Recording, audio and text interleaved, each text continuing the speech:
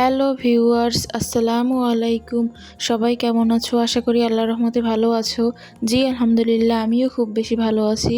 তো নতুন একটা ব্লগে তোমাদের সবাইকে জানাই স্বাগতম। আশা রাখছি আমার আজকের ভিডিওটি তোমাদের ভালো লাগবে। যদি ভালো লেগে থাকে তাহলে বলবো প্লিজ অবশ্যই আমার ভিডিওতে একটি লাইক দিয়ে যাবে। তো এখন হচ্ছে গিয়া বাজে রাত 12টা, সবাই ঘুমিয়ে পড়ছে, আমি শুধু একাই জেগে আছি। তো এত রাত পর্যন্ত আসলে জেগে থাকার ফলে হঠাৎ করে দেখলাম যে একটু চা খেতে ইচ্ছে করলো। আর এর মেন কারণ হচ্ছে গিয়ে দেখলাম যে আমার শাশুড়ি মা সে অনেক সুন্দর করে চাল ভাজি করে রাখলো। তো ওইটা দেখে আসলে লোভ সামলাতে পারলাম না। তাই আর কি ভাবলাম যে একটু রং চা আমাকে খেতেই হবে, নাহলে সারা রাত আমার ঘুম আসবে না। তো ওই জন্য আর কি একটু আমার একার জন্য এই যে এখানে 1 কাপ চা বানিয়ে নিলাম। আর রং চা দিয়ে, দুধ চা দিয়ে, যেটা দিয়েই হোক না কেন আমার চাল ভাজাটা খেতে খুবই ভালো লাগে। বিশেষ করে চালটা যখন ভিজে একদম চায়ের তলায় যে জমে থাকে, এরপর ওইটা চামচ দিয়ে খেতে আমার কাছে ভীষণ ভালো লাগে। আর মনে হয় যেন এত টেস্ট কোনো কিছুতেই আসে না। এই যে এইখানে আমি চাল ভাজা নিয়ে নিলাম। তো এইভাবে চাল ভাজা আমি অন্য একটা পাত্রে নিয়ে এরপর এইভাবে চামচ দিয়ে নিয়ে একদম নাড়িয়ে চাড়িয়ে ওইটাকে ভালো মতো নরম করে নিই। তো নিয়ে তারপরে আর কি আমি ওই ভেজানো চাল ভাজাটা খাই। আর এটা খেতে তো আমার কাছে খুবই ভালো লাগে। তো এরপরে এই যে সকালবেলা ঘুম থেকে উঠে সবার জন্য নাস্তা বানিয়ে তারপরে এই যে চলে আসলাম দুপুরের কিছু রান্নার আয়োজন করতে। তো দুপুরে খুব বেশি কিছু রান্না করব না, হালকা পাতলার মধ্যেই সেরে নেব। আর দেখলাম যে তেল শেষ হয়ে গেছে তেলের জারের, তো ওই জন্য কিছুটা তেল ভরে নিলাম। তো আজকে রান্না করব হচ্ছে গিয়ে দুপুরে শুধুমাত্র খিচুড়ি, যেহেতু সাউদার বাবা বাসায় নাই। তো ওই জন্য তো আমি আগেও বলছি যে আমি একদম শর্টকাটে রান্নার চেষ্টা করি, আমি খুব একটা ঝামেলা করি না। তো এইখানে এই যে আমি আজকে খিচুড়িটা রান্না করব আতপ চাল। তো এই আতপ চালটা আমার আম্মু আমাকে দিয়েছে, একদম নতুন চাল। তো ভাবলাম যে এইটা দিয়েই একটু রান্না করি, তো দেখি কী রকমের হয় খেতে। তো আতপ চাল দিয়ে আমি কখনোই খিচুড়ি রান্না করি নাই, এই আমার প্রথম। এমনিতে আমি অনেক জায়গায় খেয়েছি কিন্তু নিজের হাতে কখনো বানাইনি। তো ভাবলাম যে আজকে আমি একটু নিজের হাতে ট্রাই করে দেখি যে আসলে খেতে কেমন হয়। তো ওই জন্য এই যে এখানে কিছু আতপ চাল নিলাম আর সাথে কিছুটা ডাল নিয়ে নিলাম। খিচুড়ির সাথে যদি ডাল না হয় তাহলে আমার কাছে খেতে খুব একটা ভালো লাগে না। ওই জন্য একটু মসুর ডালও নিয়ে নিলাম। আর এরপরে আজকের খিচুড়িটা আমি রান্না করব। এই যে ফ্রিজে দেখলাম যে কিছু মুরগির গোশত পড়ে আছে, আর এটা একদম অনেক আগের। তো ভাবলাম যে এটাকে রান্না করে খেয়ে ফেলি। আর এটাকে এই যে খিচুড়ি দিয়েই রান্না করি, আলাদাভাবে রান্না করার আসলে দরকার নাই, এতে সময়ও আসবে। কিছু টুকিটাকি যদি কাজ থাকে তো ওগুলোও সেরে নেওয়া যাবে। তো ওই জন্য প্রথমে আমি এই যে সম্পূর্ণ মশলা ভালো মতো কষিয়ে নিয়ে এরপর এই যে মুরগির গোশতটা দিয়ে দিলাম। তো খিচুড়ি রান্নার আগে আমি এই যে মুরগির গোশতটাকে আগে ভালো মতো রান্না করে নেব। তো এটাকে ঝোল টোল দিয়ে একদম ভালো মতো সিদ্ধ করে নেব। তো সিদ্ধ করে নেওয়ার পর এরপরে যে ঝোল ছিল, তো এই ঝোলটাকে একদম ভালো মতো টানিয়ে নেব, যেহেতু খিচুড়িতে দেব ওই জন্য। তো এই তো ঝোলটাও এদিকে টানানো শেষ। তো এরপরে আমি ওই যে চালটা ধুয়ে রাখছিলাম ওইটাকে একটু ভালো মতো তেলে ভেজে নেব। যেহেতু এটা আতপ চাল, আসলেই আমি জানি না এটা খেতে কেমন হবে, তারপরেও ট্রাই করলাম। তো এরপরে যে এটাকে একদম ভালো মতো তেলে ভেজে নিলাম, নিয়ে এরপরে ওই যে পরিমাণ মতো পানি দিয়ে দিলাম।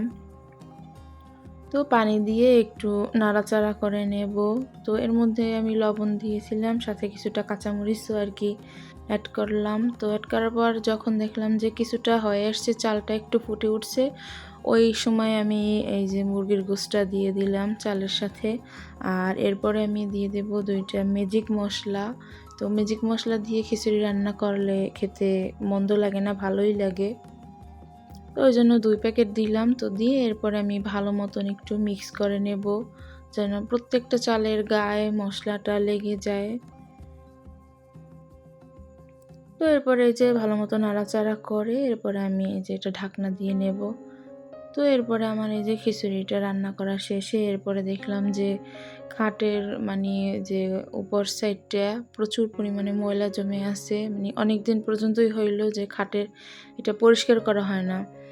আর এইভাবে যদি অপরিষ্কার থাকে দেখতেও ভালো লাগে না, আসলে সময় হয় না কিছুদিন পর্যন্ত পরিষ্কার করার, আসলে টাইম থাকে না। তো ওই জন্য ওই যে রান্নাটা চড়িয়ে এরপরে আসলাম, যেহেতু আজকে কম রান্না করছি ওই জন্য হাতে একটু সময় পেলাম।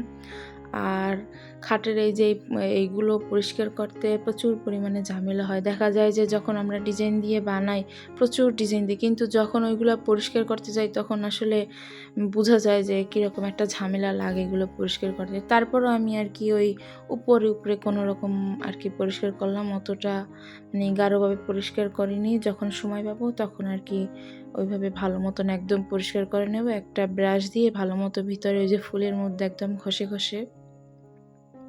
এরপরে এই যে আমার খাটের অবস্থা তো খুবই খারাপ। প্রায় ৫-৬ দিন পর্যন্ত দেখলাম যে আমার খাটের নিচে শুধু তুলো। তো ভাবলাম যে কোথা থেকে এত তুলো আসে একটু দেখি। তো বিছানাটা তোশকটা জাগাতেই তো দেখলাম যে এই অবস্থা, একদম ইঁদুরের মানে বাচ্চা হইয়া পুরা মানে তোশকটা আমার একদম কাইট্টে ফেলাইছে। তো দেখে তো আমার অনেক মন খারাপ হইছে। তো এরপরে কিছু তো করার নাই। তো এরপর ওগুলোকে আমার ওই যে শাশুড়ি মা একদম ভালো মতো সে পরিষ্কার করে দিয়ে এরপরে আমার তোশকটাকেও একদম মানে সেলাই-টেলাই করে দিল। তো এরপরে গোসল-টোসল করে এসে এরপর মেয়েকে খাইয়ে এরপরে নিজেও একটু খেতে নিলাম। আর এরকম খিচুড়ির সাথে আমার লেবু দিয়ে খেতে তো খুবই ভালো লাগে। খিচুড়ি, পোলাও, বিরিয়ানি যেটাই হোক না কেন আমার সাথে এইভাবে যে কতগুলো কাঁচামরিচ সাথে আর এভাবে লেবু খেতে অনেক ভালো লাগে। আর এটা মানে কি খিচুড়ি, পোলাও বা বিরিয়ানি যাই হোক না কেন আমি মনে হয় তার সাথে প্রায় ৪-৫ টা করে কাঁচামরিচ খাই। আর খিচুড়িটা সত্যি অনেক মজা ছিল। তো বুঝি নাই যে আতপ চাল দিয়ে খিচুড়িটা এরকম মজা হবে। তো এরপরে এই যে বিকেলবেলা এই যে আমি ১ম ট্রাই করলাম আমার জীবনের এই যে ফুলঝুরি পিঠা। তো ভাবছিলাম যে হয়তোবা পারবো না। ১ম এ দেখলাম যে প্রায় আমার ৩-৪ টা পিঠা একদম নষ্ট হয়ে গেছে। তো তখনই আর কি মনে, মনে ভাবছিলাম যে আর বানাবো না। কিন্তু পরে আবার ভাবলাম যে যেহেতু অনেক উপকরণ নষ্ট করছি তো তারপরেও একটু দেখি শেষ পর্যন্ত। কিন্তু আলহামদুলিল্লাহ শেষের দিকে এসে মানে আমি তো একদম অবাক হয়ে গেছি। এগুলো একদম ভালোই হইছে ১ম ট্রাইতে আলহামদুলিল্লাহ। তো শেষের দিকে দেখলাম যে যখন মানে ওই ছাঁচনিটা একদম পুরো গরম হয়ে গেছে, তখন মানে তেলে দেওয়ার সাথে সাথেই ওইটা একদম উঠে আসছে। আর এই পিঠাগুলো হইতে বেশি টাইমও নেয় না। একদম দেখা যায় যে ১০ সেকেন্ডের মধ্যে হয়ে যায়। তো এই তো আমার পিঠার সম্পূর্ণ ফাইনাল লুক কেমন হয়েছে অবশ্যই জানাবেন। তো আজকে এই পর্যন্তই। সবাই ভালো থাকবেন, সুস্থ থাকবেন। আল্লাহ হাফেজ।